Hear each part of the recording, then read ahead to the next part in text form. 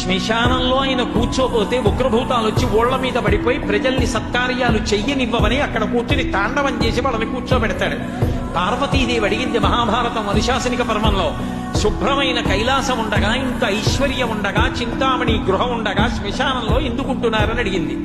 అడిగితే ఆయన చెప్పాడు, పార్వతి బతికున్న నాళ్ళు అన్ని చోట్లకి వెడతారు, ఏమీ తోచట్లేదు, శ్మశానానికి వెళ్ళొద్దామని ఎవరు రారు పార్వతి.